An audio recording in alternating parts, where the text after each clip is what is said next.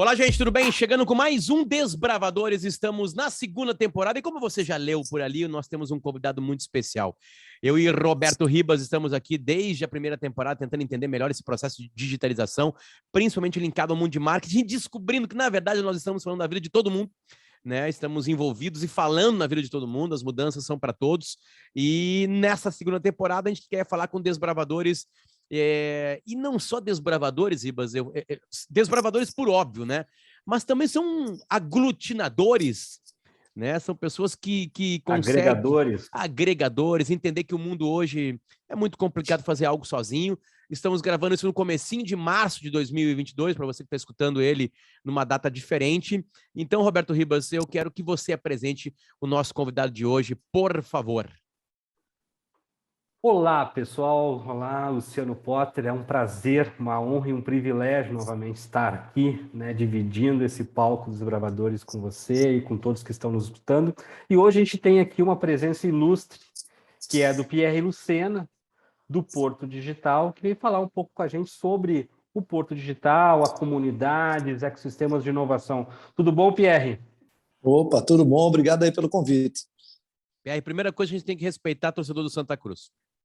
Exatamente, né? isso é Primeiro importante. Sempre tem um respeito, máximo. Mas isso é porque isso define o caráter de um homem. Claro, é por isso que eu estou falando, Ah, mas tá uma fase. E aí, então abraço aos torcedores, né, do tricolor lá do Recife. E futebol a gente pode parar por aqui, porque nenhum de nós três aqui está num grande momento, PR, entendeu? Não, mas eu estou no pior, pode ter certeza. O pior é que é verdade, a gente faz muitas metáforas aqui, eu e o Ribas, com futebol, PR. A gente gosta de fazer isso, né? O nosso último entrevistado foi o Rafael Sobes, hoje aposentado, e a gente não falou com o Rafael Sobes sobre os tempos de Inter, de Fluminense, de Tigres, de Cruzeiro, né, do Ceará. A gente falou com ele sobre essa nova fase da vida dele, onde ele tá desbravando um outro mundo. E ele está se conectando com empresas, né, lidando com o lado empresário dele, fez uma parceria com uma empresa de placas solares, né, e algumas outras coisas. E ele está um pouco, eu não disse perdido, mas ele está descobrindo, tentando ouvir pessoas diferentes. O que o Porto Digital tem de metáfora com o futebol? Pode forçar essa metáfora, se tu quiser, PR, mas acho que sempre é interessante a gente trazer para o lado do esporte também, assim, para uma compreensão geral, assim, deste baita local, por favor. Explicar primeiro o que é o Porto Digital, porque muita gente acha que o Porto Digital é uma empresa, mas não tem nada disso, certo? O Porto Digital ele é um bairro da cidade do Recife, basicamente isso. Ele é um lugar onde tem uma série de pessoas produzindo inovação para o Brasil e para o mundo. Ele é uma política pública gerenciada por uma entidade privada, que é essa que eu sou presidente, né, que é o Porto Digital, mas ele é uma política pública de atração de empresas de tecnologia e economia criativa para o centro da cidade do Recife. A gente começou há 21 anos, hoje nós começamos com 2 empresas, hoje nós temos 355 empresas, organizações, empresas, faculdade própria, institutos de ciência e tecnologia, 2 incubadoras, 4 aceleradoras privadas. Nós somos um ambiente completo de inovação, mas nós somos diferentes, nós não somos um galpão, nós não somos um prédio, nós somos um bairro da cidade, basicamente, o bairro do Recife Antigo, que é o que a gente chama do território do Porto Digital, onde aqui nós estamos estabelecidos. Hoje nós somos considerados como o maior parque tecnológico do Brasil. A gente tem aqui, como eu disse, 355 organizações nesse ambiente, né? A gente é diferente de uma consultoria como a Distrito, ou mesmo em Nova Brau, o Cubo, que são quase matchmakings, na verdade, né? Nós somos diferentes, nós somos produtores de tecnologia. Então, para a gente ter uma ideia, né, do que tem aqui. Hoje a gente tem 14.790 pessoas trabalhando aqui dentro do Porto Digital, nessas 355 organizações que eu falei, e faturando ali 3,6 bilhões de reais, todos em software. A gente não faz hardware, a gente só faz software. Esse é o nosso DNA. E quem é que está aqui dentro? O Uber está aqui dentro. Todas as grandes empresas de tecnologia, de alguma forma, estão aqui dentro, ou via um Instituto de Ciência e Tecnologia, ou mesmo, propriamente, como a Vanad, que é da Microsoft, a Accenture tem o seu centro de inovação, que tem 2.800 colaboradores aqui dentro. A gente tem a Fiat Chrysler aqui dentro, produzindo tecnologia para o Jeep Compass.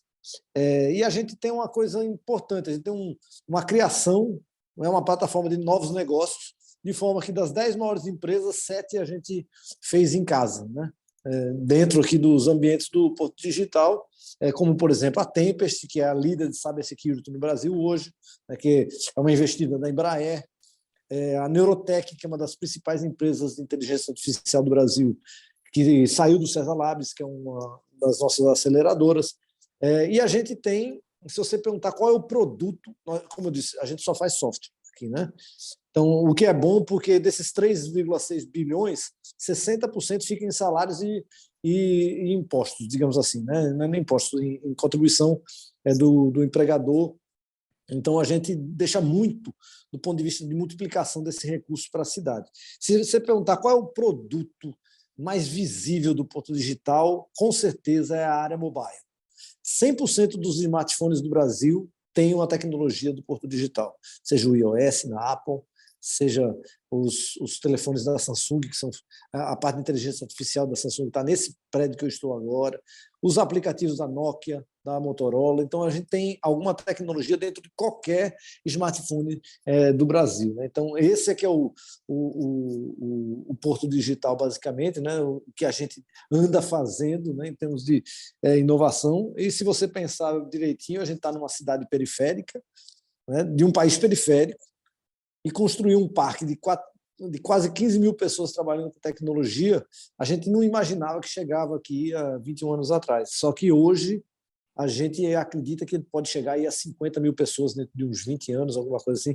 Nós temos planos ambiciosos para a cidade, porque uma cidade pobre, como é o caso de Recife, muito desigual, a única chance que a gente tem de realmente criar prosperidade é criar renda, criar oportunidade para os jovens, principalmente que estão desempregados, mas que são talentosos, tiveram boa base escolar e que a gente possa, na verdade, distribuir essa renda média de uma forma mais equânime, porque essa é a saída para cidades como Recife, é apostar nos seus serviços especializados, como saúde, educação, serviço de engenharia e principalmente tecnologia, que é o que tem emprego hoje em abundância, não só aqui no Brasil, não, esse é um problema mundial.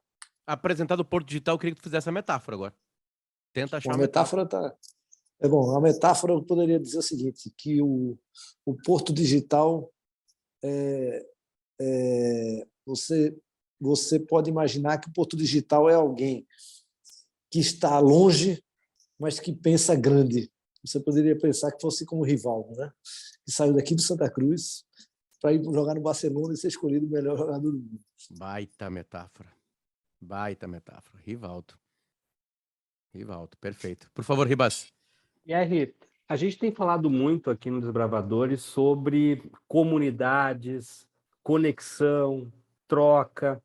O que essas empresas, essas mais de 350 empresas que estão hoje no Porto Digital, têm em comum e como é que elas constroem, digamos assim, uma comunidade, ou elas são, cada um tem a sua sala, cada um tem o seu processo? Conta um pouco esse bastidor e essa capacidade de conexão que o Porto Digital tem para essas pessoas todas que estão aí dentro.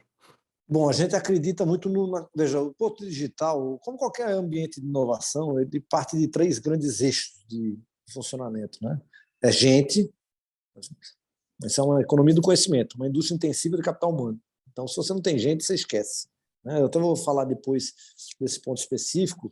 E o Porto Digital existe porque Recife é a cidade brasileira que tem hoje a maior quantidade de per capita de estudantes de tecnologia. E a gente tem aqui hoje 600 PhDs em ciência da computação, que é mais do que São Paulo no número absoluto. Então, gente, esse é o primeiro. O segundo ponto é uma rede de negócios de inovação e empreendedorismo. É daqui, é uma plataforma de negócios de onde saem novos business que vão criar inovação. E o terceiro, que é justamente a resposta para o que você me perguntou, a gente acredita muito no território. Se você olhar aqui num raio de 500 metros, só para você ter uma ideia, a gente tem 36 restaurantes e cafés aqui, né, num raio curto, que é onde está localizado o coração do Porto Digital. onde as pessoas se encontram todo dia. Só para ter uma ideia, no prédio, a gente tem um prédio que é um hub de empreendedorismo, a gente tem 5 eventos por dia nesse prédio. Então, a gente se encontra o tempo inteiro.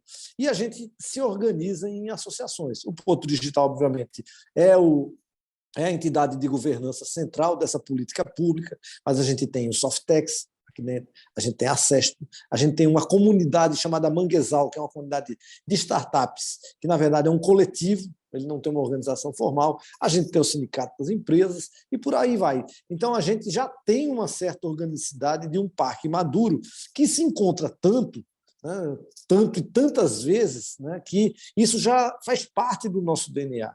E tem uma coisa muito importante. Nós estamos no bairro do Recife, que é o que a gente conhece como Recife Antigo, que é onde acontece o Carnaval, que é o segundo bairro de todo o recifense. Quando a gente escolheu, isso é uma escolha, né, se localizar dentro desse espaço antigo, a cidade toda passou a torcer pela gente, pela recuperação urbana que a gente poderia fazer. E isso tem muito a ver com a questão cultural da cidade, né? O Porto Digital nasceu com o Movimento Mangue, nós nascemos no mesmo ano do Carnaval do bairro do Recife, né? Então, todos esses elementos trazem um traço cultural que fazem com que o bairro do Recife seja a nossa alma. Então, a questão territorial para a gente ela é fundamental. É lógico que hoje tem muita gente trabalhando em home office, sempre teve. As relações digitais existem, mas a gente acredita muito na questão territorial, né? Porque essa, como eu disse, é a nossa alma. Fazer matchmaking, qualquer consultoria faz.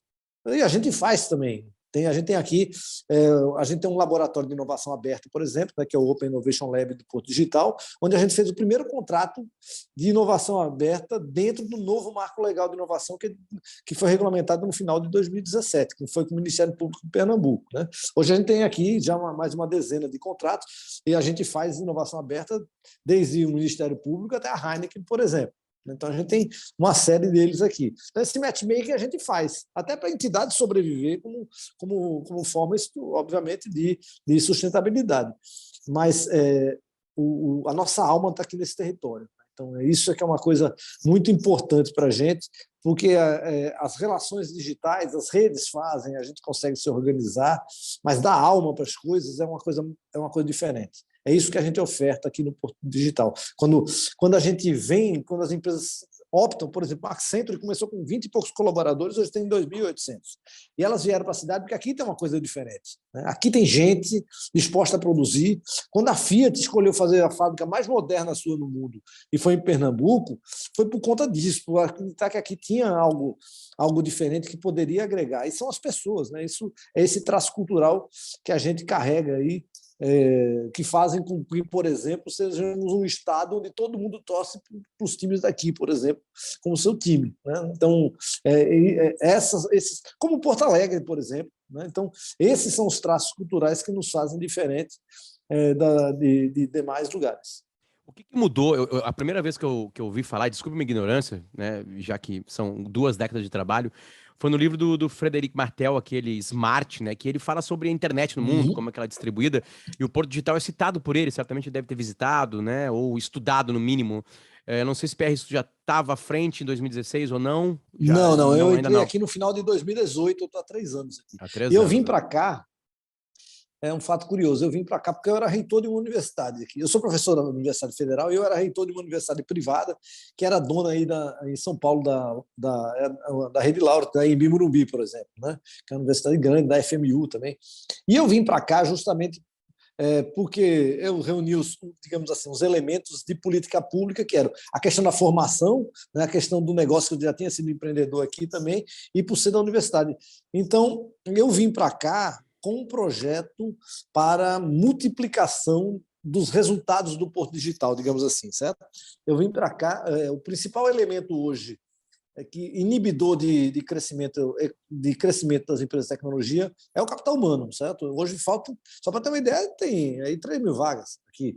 São Paulo tem mais de 100 mil vagas em aberto. Então, se você for observar, esse é o principal ponto. Então, as empresas estão correndo para cá porque é um lugar que tem gente para produzir. Se você chegar aqui e me perguntar hoje, você tem uma empresa para fazer um aplicativo para mim? Eu não tenho mais, não. Porque nós já somos um parque maduro que já se preocupa em produtos. Então, se você for perguntar, por exemplo, na Neurotech, ele não vai lhe atender para prestar um serviço. Ele tem produtos que vão prestar serviços a setores específicos que foram feitos sob demanda, mas com possibilidades de escalar. Então, esse é o momento que nós estamos. Né?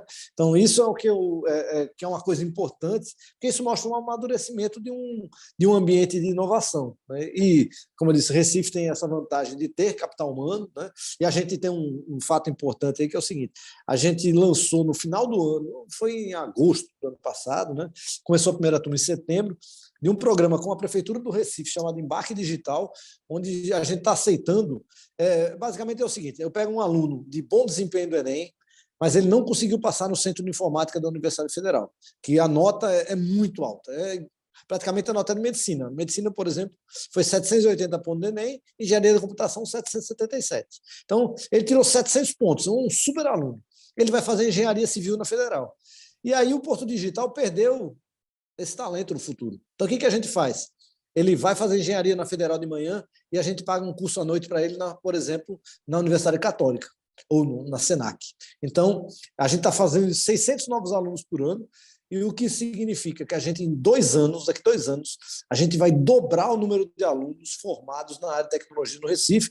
Isso vai possibilitar, se a gente já é hoje o per capita que tem a maior quantidade de estudantes, a gente vai dobrar esse número, então a gente vai dar um salto quantitativo e qualitativo muito significativo, porque são bons alunos, mas que foram para outra área. Sim, alunos oriundos de escola pública, né, que tiraram um bom desempenho no Enem. Então, esse que é a pegada que a gente está levando aqui. Esse é o grande drama, viu, da área de tecnologia hoje, né, não é mais fazer negócios, porque hoje as empresas trabalham sob plena demanda aqui. O César, por exemplo, o César, nosso principal ICT, faturou 270 milhões. Ele poderia ter faturado mais de 300. Né? E olha que o César pulou de 700 para 1.000, quase 1.200 colaboradores em um ano, no ano passado. Né? Então, a gente tem crescido bastante. Só para ter uma ideia, o faturamento nosso cresceu desde quando eu cheguei aqui. Em 3 anos, a gente cresceu 94%. Nossa. Então, a gente está acelerando muito o crescimento nosso. A gente saiu de 9.500 pessoas para 14.790. Só que, assim, a gente precisa ir mais longe. Essa é a grande oportunidade que o Brasil tem de empregar seus jovens. Talvez a gente não tenha outra. Só que a gente precisa, obviamente, de grandes planos de formação de capital humano. A gente precisa, na verdade, de liderança suficiente, e isso precisa ser federal. Né? A gente está fazendo um dever de casa com a Prefeitura do Recife, que tem suas limitações. Né? Mas assim, isso tem que vir das universidades federais, isso precisa vir do MEC, mas para fazer um negócio desse, isso precisa de liderança nacional. Né? Isso não dá para você fazer em cada canto. Né? Porque eu faço aqui em Recife, aí ele acaba indo para São Paulo, vai trabalhar na Alemanha. Essa era a minha pergunta. Então, essa era a minha pergunta. Porque no livro do Martel, ele bate muito, assim, bate no sentido de fala bastante, né, do Recife, da cidade, né, daquele ambiente para isso. Porque vamos observar os Estados Unidos. São todas as regiões dos Estados Unidos que conseguem fazer o que o Vale do Silício consegue? Não, é uma conjunção de um monte fatores. De coisa, exatamente, de fatores. Tu consegue ver outras regiões do Brasil que replicariam, com as suas particularidades, obviamente, o que acontece no Recife com o Porto Digital? Olha, vários lugares tentaram fazer e deu errado, veja. Por que deu errado? Modelos... Não, vou dar um exemplo. Sergipe veio aqui e copiou. Aqui, só para você entender, o Porto Digital tem um conselho de 19 membros, que me elegeu presidente, por exemplo, certo? Para assumir como executivo.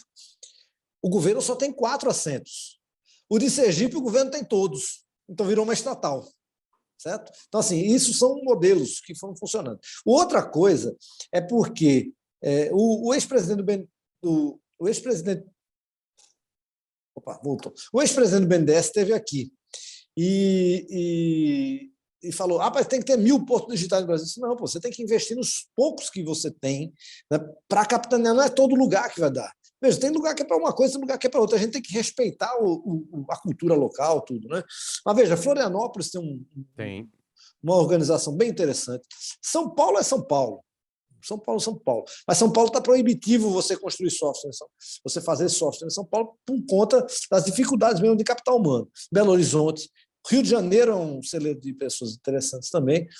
Então, e se você pegar essas 5 que eu falei, são as 5 primeiras colocadas per capita em formação de capital humano. Primeiro é Recife, segundo Florianópolis, terceiro São Paulo, Rio de Janeiro e Belo Horizonte. Então, elas vêm por aí, né? Então, esses são os bons exemplos que a gente tem, mas o caso de Recife é um caso mais curioso, porque ele tem essa questão territorial por trás. Ela não é espalhada, né? São Paulo, por exemplo, está tentando fazer, eu tive até entrevista essa semana, um parque tecnológico lá na área onde é a CEAGEP. Eu digo, vocês estão pensando errado, porque isso já passou. São Paulo já tem um polo de tecnologia, porque está lá na Faria Lima. Agora, o que podia fazer é uma política pública, como é o Porto Digital, está na região da São Bento, que está toda pronta, tem metrô, tem prédio, tem tudo. Então, assim, são coisas que você pode fazer. O Porto Digital seria, essa área aqui, certamente a Cracolândia do Recife hoje, se a gente não tivesse aqui. Agora ainda está faltando muita coisa. Está faltando gente morar, que a gente está montando um projeto habitacional aqui do lado. Então, quer dizer, são todos esses elementos aí que, aos poucos, a gente vai fazendo. Mas o Brasil tem uma grande oportunidade agora de empregar nossos jovens. Deixa eu te dar alguns dados assim que são assustadores. O Brasil todo, quando você pega todos os cursos de formação no Brasil, na área de tecnologia, que tem programação, que é engenharia da computação, ciência da computação, sistema de informação, sistema de internet, jogos digitais e análise e desenvolvimento de sistemas, a gente só formou em 2019, segundo os dados do censo de ensino superior, 29 mil pessoas, todos esses cursos somados. A gente abriu 70 mil novas vagas, só formamos 29 mil pessoas. Direito sozinho formou 126 mil. São Paulo, somado, tem menos alunos de ciência da computação do que direito na FMU. Então, qual é o país que a gente está querendo? Hoje, 2% da população brasileira praticamente é bacharel em direito. Não é que é advogado, não é porque não passou na prova da OAB, é bacharel em direito. Então, 1 a cada 50 pessoas. Então, a gente precisa, na verdade, ter uma estratégia para isso. A China, veja, a China só chegou onde chegou, ou, por exemplo, a Apple só decidiu abrir a fábrica dela na China com 600 mil pessoas, porque só a China era capaz de mobilizar 15 mil engenheiros eletrônicos em 6 meses. A China, 40% dos seus formados hoje são da área de exatas. O Brasil é 17%, e mesmo assim, a gente forma muito engenheiro em área que não tem mais emprego. Então, ou a gente se organiza e tem um projeto nacional, né, de desenvolvimento, ou a gente fica nesse fracionamento, que é o que a gente está agora, né? Então, a gente tem uma oportunidade única hoje, né? Tem outros dados que são mais assustadores ainda. Veja, durante o ano de 2020, primeiro ano da pandemia, o grande lugar onde todo mundo queria trabalhar, certo? Era os Estados Unidos. Os Estados Unidos emitiu 1.800 vistos para brasileiros trabalharem lá. Nada. O Canadá emitiu 11 mil vistos. Portugal emitiu 48 mil vistos, dos quais a expectativa é de que 20 mil deles tenham sido de tech, que é o Tech Visa, para a gente de tecnologia. Veja, ninguém foi trabalhar em Portugal para home office, não, porque não pode, porque a legislação proíbe lá, você tem que ter o visto de trabalho, certo? Na prática, é porque as pessoas querem se mudar para Portugal. Então, agora, com o fim da pandemia, você imagine o êxodo de jovens trabalhadores de tecnologia que vão migrar para Portugal. Então, assim, nós temos um problema real aí para resolver, que é formar muita gente boa, dar oportunidade para os jovens que são talentosos e para o mais fácil. Não adianta que talvez não vá resolver agora o problema, alguns problemas educacionais de uma hora para outra, mas a gente pode, pelo menos, resolver aquilo, o que é mais fácil, pegar jovens talentosos e pagarem para eles fazerem esses cursos de tecnologia, fazer isso. E o segundo, esse sim é mais grave, é a melhoria da qualidade urbana no Brasil. Um jovem só sai daqui para ir para Portugal, que é onde ele não recebe esse salário todo, ele não vai ter uma promoção tão grande na carreira, essas coisas que a gente tem no Brasil, mas ele vai pela qualidade urbana, porque ele vai para lá, ele sabe que não vai ser assaltado, ele vai para lá porque ele sabe que vai ter saúde de qualidade do Estado, vai ter educação quando ele casar para os filhos dele. Então, tudo isso são elementos que a gente está muito atrasado, né? Então, esses elementos aí é que estão... E veja, a gente está tão atrasado que essa semana eu estava vendo um documentário na Holanda, de 1950. Era o caos urbano, né? Veja como é Amsterdã hoje, né? E era igualzinho, eram os carros tomando conta da cidade, aquela bagunça toda. E em algum momento, alguém chegou e fez uma opção. Uma opção de melhoria de qualidade urbana, colocando bicicleta na cidade inteira, né? Então, veja, não quer dizer que é essa a opção para o Brasil, coisa do tipo. Só estou dizendo que em algum momento, alguma liderança pensou e resolveu colocar um lugar nos trilhos. É isso que a gente está precisando fazer aqui, né? É melhorar a nossa qualidade, porque realmente a qualidade urbana no Brasil hoje é um problema sério e ela vai afetando os ambientes de inovação de uma forma muito significativa, né? Porque você imagina quem está em São Paulo num momento desse, né? Olha os olhos de Roberto Ribas ali, brilhando. Quase lágrimas escorrem ali, né? Porque o Desbravadores faz parte da Brivia. A Brivia é uma empresa que enxergou o marketing e a publicidade de uma maneira diferente. Ela enxergou que a entrega ela é total a todo tempo. Não adianta ter uma frase linda durante o Big Brother, com milhões de pessoas assistindo, se a entrega não for diária, ou até segundina, que a gente chama, né? A cada segundo, né?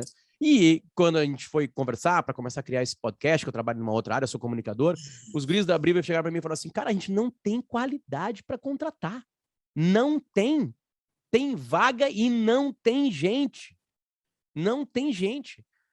Sabe? Além de tudo, a gente consegue um programador bom, vem um cara lá oferecer dólares e euros para trabalhar aqui em Camaquano, lá de Porto Alegre, e o cara fica trabalhando no outro fuso horário.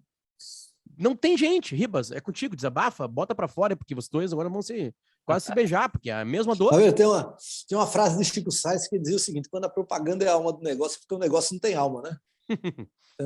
Então esse é o problema.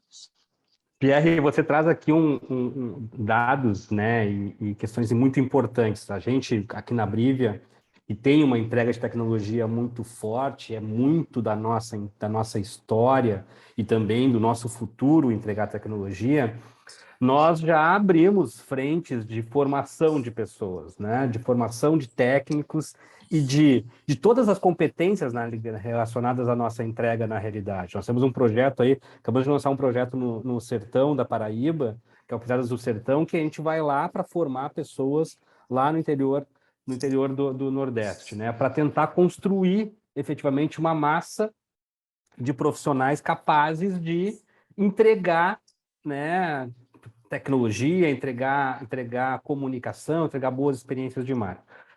Mas tem uma outra questão também em volta nisso, que é a dificuldade de adaptação do profissional que já está no mercado a novos modelos de trabalho. Então, e aí eu queria falar um pouco sobre isso, né? Tem essa carência, essa defasagem de formação de técnicos, mas também tem toda uma carência, uma necessidade de formação de novos profissionais que estão adaptados a um modelo de trabalho que não é mais alinhado com a necessidade das empresas hoje.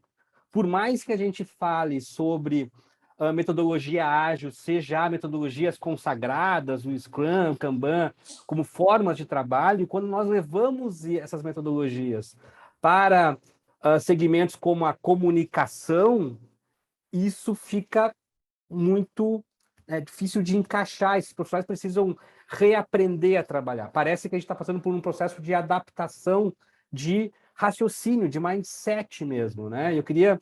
Como é que você aí do Porto Digital tem isso, porque vocês entregam bastante tecnologia, mas também tem a indústria criativa muito próxima aí. Como é que isso, essa segunda parte, digamos assim, da formação profissional tem impactado no crescimento e qual é a realidade do Porto Digital em relação a isso? Olha, isso que você falou, esse problema, é o grande desafio do mundo atualmente, por vários motivos. E tem mais do que isso. Veja, pela teoria do desemprego estrutural, qualquer vaga que você elimina, você cria outra. Isso é uma teoria, certo? E sempre funcionou de certa forma. A expectativa que a gente tem agora de uma mudança teórica aí diz basicamente o seguinte, que o nível de geração de tecnologia ele passa a ser tão grande, certo? Ele passa a ser tão grande que você começa realmente a gerar desemprego que não vai ser rapidamente resolvido por conta desses problemas. Os profissionais não se adaptam. Não é todo mundo que vai virar coder. Né? Então, essa mudança é tão significativa. Está vendo o que está acontecendo com o jornalismo, por exemplo. né? Então, essa mudança é tão significativa que ela passa a gerar um nível de desemprego estrutural que a gente não vai conseguir resolver isso no curto prazo. Então, esse é um drama aí que já está atingindo muita gente, né? Aliado a isso, a gente tem um outro problema, que é o desemprego dos jovens no Brasil. É quase 1/3 dos jovens desempregados, certo? Isso é um dado assim, surpreendentemente alarmante, e a gente não está fazendo absolutamente nada por isso, porque a gente continua formando 126 mil advogados, como eu acabei de falar. Então, a gente não tem projeto, né? A gente não tem projeto nacional. Então, assim, essa sua preocupação de transformação rápida, ela é um problema real hoje, tanto do ponto de vista educacional, porque as universidades não estão preparadas. Eu estou dizendo isso porque eu sou professor de universidade. A gente está, por exemplo, remodelando o currículo do curso de administração, que é onde eu já fui coordenador e fiz parte lá da Universidade Federal de Pernambuco. A gente está preocupado com outras coisas, com a questão da competência, habilidade e tal. Mas você vê que as universidades hoje despejam um monte de conteúdo para você, né? Basicamente é isso, e você sai, quando você entra numa empresa feita Accenture, ele vai passar 6 meses formando de novo, para poder se adaptar a esse modelo de negócios que você está fazendo. Então, veja, quando você começa a observar os problemas reais que nós temos hoje, eles recaem sobre a questão educacional. Esse é o grande problema nacional e que ninguém se preocupa com isso. Ninguém se preocupa com isso. Esse que é o drama. A gente continua formando mal, a escola pública continua ruim, né? Só para ter uma ideia, a melhor escola pública do IDEB de 2 anos atrás, que é o dado que a gente tem, foi Pernambuco e Goiás. A melhor escola pública, a média foi pior do que a pior escola privada, que foi a do Maranhão. Então, assim, daí a gente começa a entender quais os problemas. Esse negócio é um fio que desencapado, que não vai chegar lá no final. A gente não vai conseguir crescer se a gente não resolver isso. Então, assim, e isso, eu sou daqueles que acredita também que você aprende muito trabalhando. Então, assim, as empresas também precisam, de certa forma, e elas estão fazendo isso, né, dar contribuição para que esse profissional, obviamente, não é só a universidade que vai resolver isso, não, certo? Para que ele se adapte mais rapidamente e comece a trabalhar. E as empresas, de certa forma, a gente já faz muito isso, né, quando trabalha. Quando você trabalha chega um profissional novo aqui que entra no squad, obviamente, rapidamente ele vai se adaptando. Então, na prática, o que torna o cara bom ou mau profissional é a capacidade dele de se adaptar a esses ambientes, né? Uma das preocupações das empresas atualmente é com relação ao que a gente chama de soft skills dessa galera mais nova, certo? E quando eu estou falando de soft skills, você fala de um monte de coisa, mas tem uma coisa central, que é a questão da inteligência emocional. Esse é um problema real do qual os gestores estão reclamando. As pessoas não têm coragem de falar isso em público. Esse é um dos grandes problemas, né? E que a gente tem uma geração mais nova chegando, né? Que, de certa forma, e principalmente aquela geração branca de classe média, certo? Uma população branca de classe média que viveu em bolha durante muito tempo e que sequer andou de ônibus na adolescência, certo? Então, ele vive dentro de uma espécie de casca e quando chega para uma realidade nua e crua de uma empresa multinacional que realmente tem um nível de exigência profissional muito elevado, é óbvio que os soft skills começam a gritar. Então, esses problemas de adaptação que você coloca, eles são hoje cruciais em qualquer área, não é área de tecnologia só não. Até porque o profissional de tecnologia, ele é um profissional mais recluso, naturalmente, isso aí não...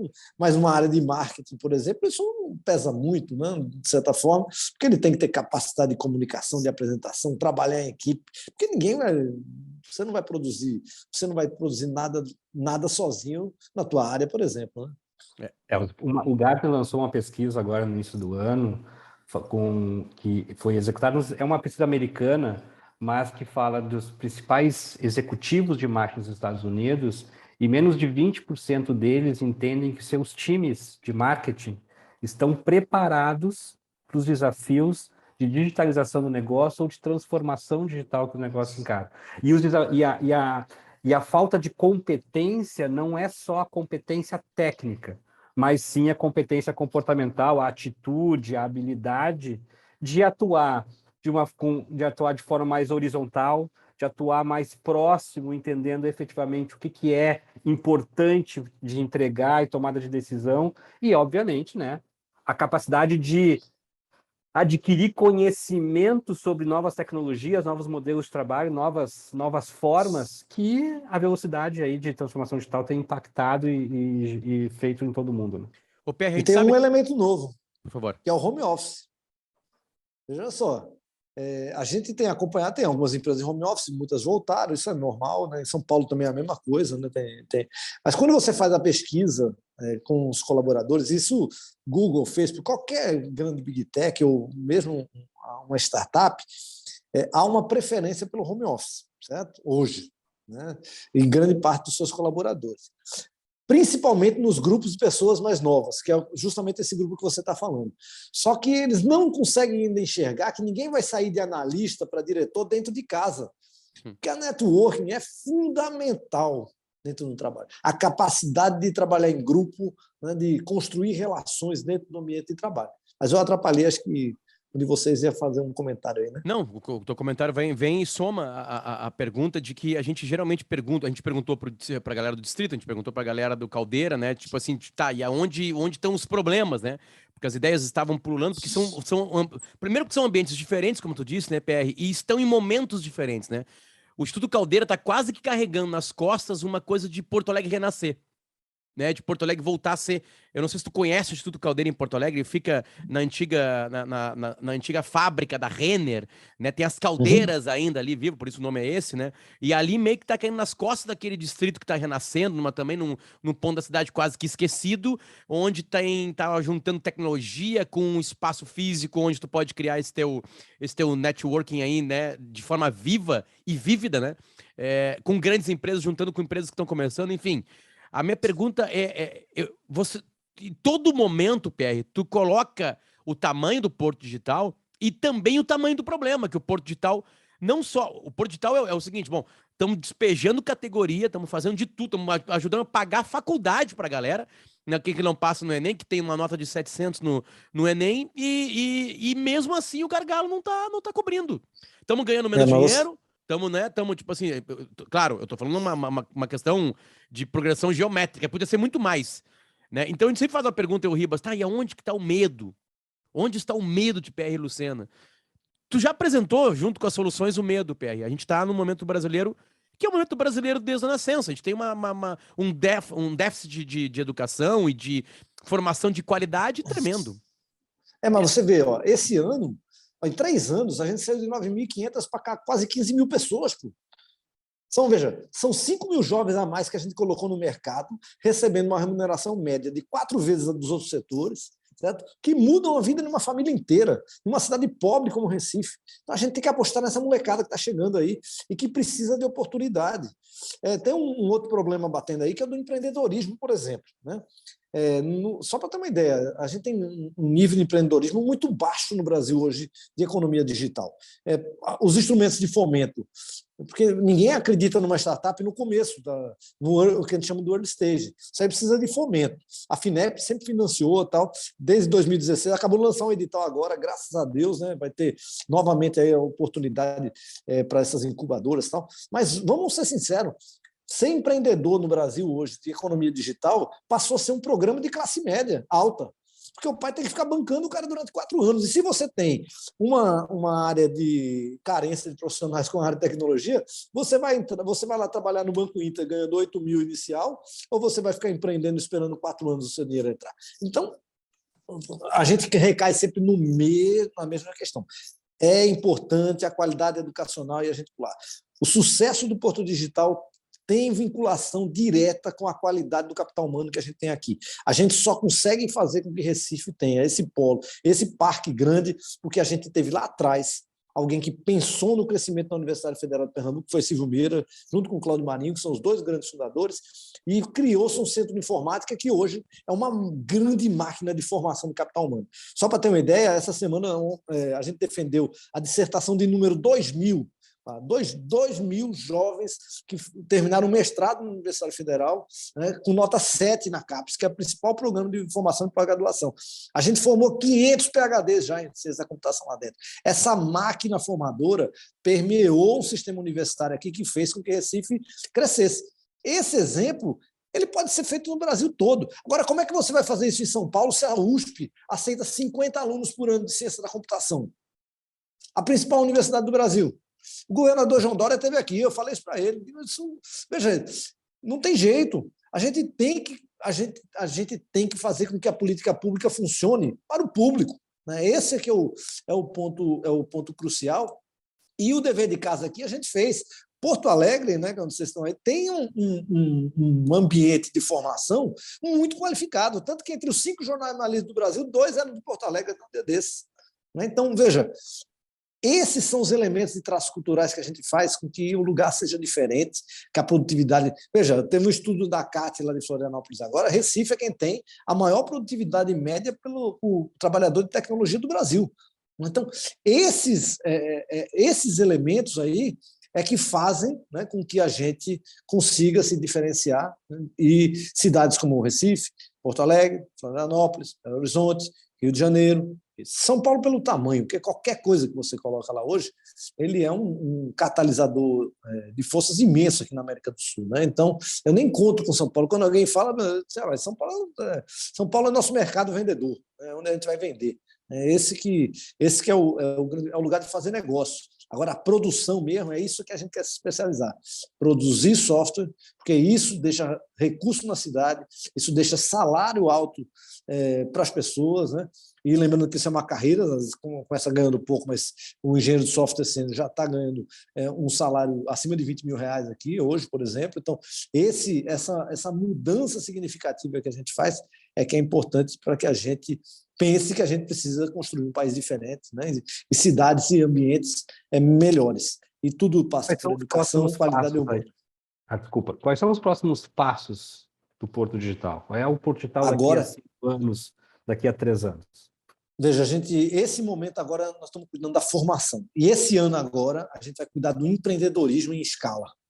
Então, a formação já está bem encaminhada, está dobrando o número de formados, a gente quer triplicar. Eu já levei esse mesmo programa para o governo do Estado, né, porque a gente tem muita gente. Só para ter uma ideia, eu tive 2.200 inscritos no programa para 350 vagas agora, né? Desses 1.200 eram de fora de Recife, que não puderam ser pagos, porque é a prefeitura do Recife que está pagando. Então, estou levando isso para o governador. Então, a gente triplica. Mas esse ano é o ano que a gente vai investir no empreendedorismo. A gente, como eu disse, das 10 maiores empresas nossas, 7 foram feitas em casa. E a gente quer multiplicar essas coisas com economia digital, porque isso cria inovação, isso cria muita possibilidade de venda, né, dessas próprias empresas, né, no futuro, de receber investimentos estrangeiros. Muitas empresas aqui, a Embraer está investindo aqui, XP está investindo aqui, se você pegar grandes bancos estão investindo aqui dentro, a Drogaria São Paulo acabou de comprar uma startup de saúde que há 2 anos não faturava nenhum real. Né? Então, assim, a gente tem essas possibilidades de crescimento via empreendedorismo, porque, no final, o Porto Digital, como qualquer ambiente de inovação, ele é uma plataforma de negócios. Negócio que tem gente, que tem inovação, que tem essa criatividade surgindo, né? Porque isso é que vai fazer com que os negócios se tornem melhores e que as cidades e o país fiquem melhor. PR, uma dica cultural tua. Vai. Primeira coisa que vem na tua cabeça. Primeira coisa, você falou de um documentário de Amsterdã, né? Eu digo algo que as pessoas possam rapidamente consumir ou pegar na internet, pode ser um livro, um estudo, uma notícia, um filme, uma série, algo que tenha um pouco a ver com isso, assim, ou que não tenha nada a ver. A gente conhecer um pouquinho. Vai pesquisar sobre o movimento Mangue. Surgiu em Recife através de Chico Sainz e Nação Zumbi e outros, né? Tem um documentário da Globo que saiu, muito bem feito, não me lembro o nome. E essas perguntas de supetão, uma vez eu até me perguntaram, quem é que você queria entrevistar? Eu digo, rapaz, queria entrevistar Mujica, né? Você era o cara que eu entrevistava.